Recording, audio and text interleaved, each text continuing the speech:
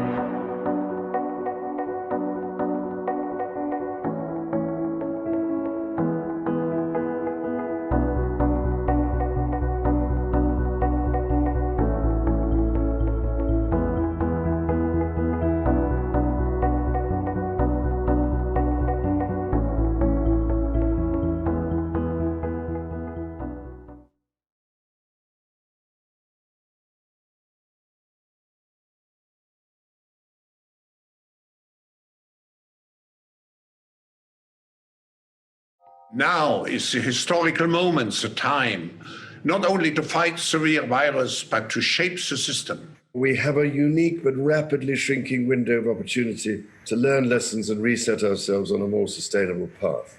What is it that would make it so that history would look at this crisis as the great opportunity for reset? The Great Reset is a welcome recognition that this human tragedy must be a wake-up call. The world's problems fit on three sides of a triangle. It's one versus many, man versus nature, and the unfortunate foundation is long-term versus short-term. Any recovery stimulus should have green conditions attached to it. We have to change our economy dramatically in the next 20 or 30 years, and the next 10 years is absolutely decisive. The recovery has to be greener than any of the previous recoveries.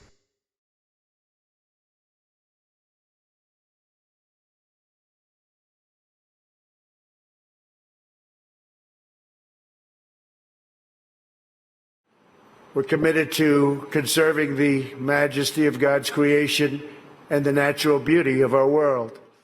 But to embrace the possibilities of tomorrow, we must reject the perennial prophets of doom and their predictions of the apocalypse. These alarmists always demand the same thing: absolute power to dominate, transform, and control every aspect of our lives.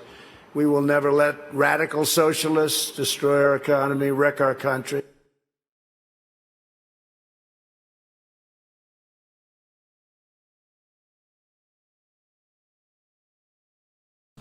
Wise leaders always put the good of their own people and their own country first.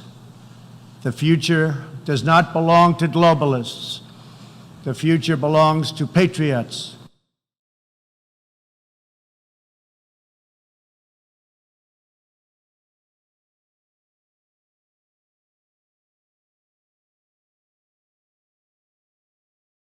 The General Assembly routinely votes 185 against the United States on almost everything right now.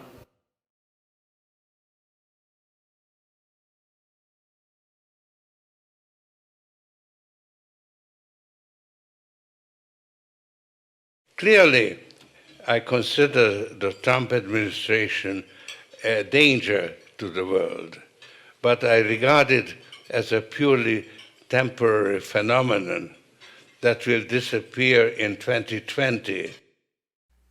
Almost as if he knew. Don't let a crisis go to waste.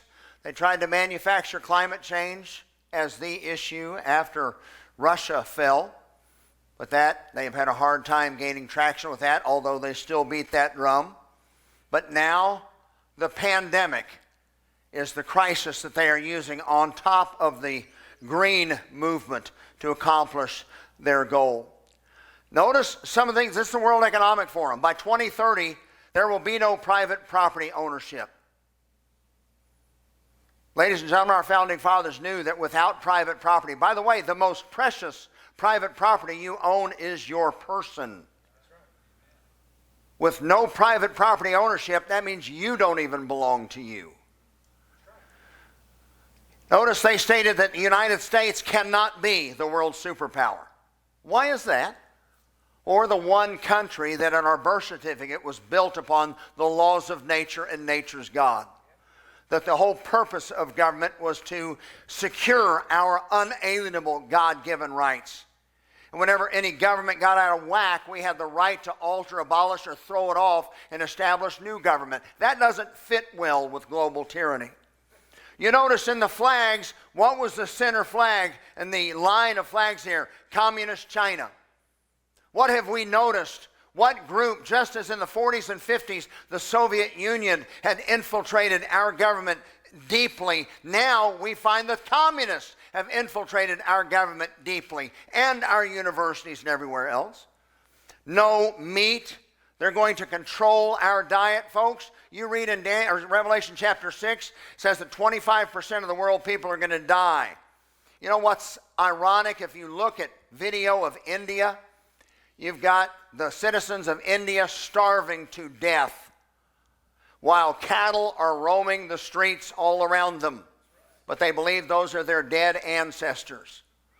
I believe that not only are real famines coming, but forced famines coming, definitely during this 7-year period of tribulation. Notice that 1 billion people will be displaced by global climate change. Well, I don't even believe in man-made global climate change. But they've already stated that 1 billion people will be displaced. That's a fact. It's happening. So knock your borders down, because get ready for mass migration. No longer retain your sovereignty as a people. We're going to do away with, it said the Western values will be tested to the breaking point. I would say that our Western values are currently being tested to the breaking point. Ladies and gentlemen, we know that this global cabal is coming. I'm just working to pray that it doesn't happen until after the rapture.